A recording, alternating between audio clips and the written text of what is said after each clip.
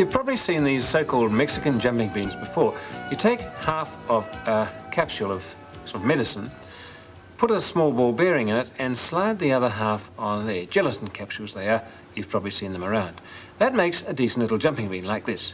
You put it on a slope, let it trundle, and it goes end over end, tumbling all the way down.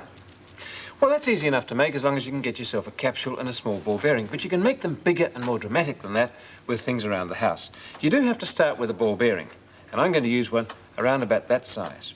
You also need a long stick, a cylinder, which is a little bit wider than the ball bearing. I'm using a piece of chalk, and both of them have to be able to fit inside the tray of a matchbox. They shouldn't be so tall that they poke out above the top.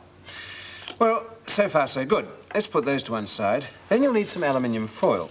And you tear off a piece of it, and using the matchbox tray as a cover, tear off a strip that is as wide as the matchbox tray is long. It doesn't have to be awfully accurate, but it should be several times longer in length than the tray is. There we are.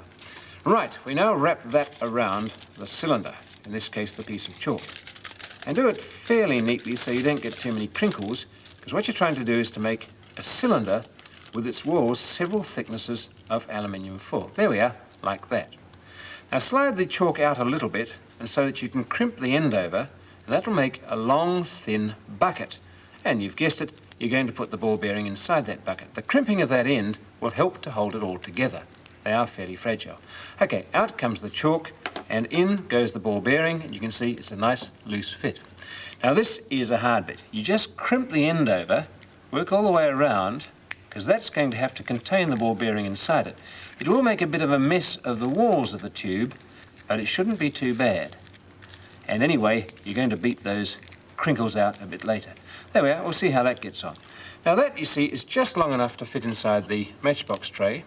And it doesn't matter that it's crinkled, because by putting on the cover and rattling it back and forth very hard, the ball bearing is going to shake around inside there, beat the ends round, and also take the crinkles out of the walls of the tube. And that should be about right. Let's see how it looks.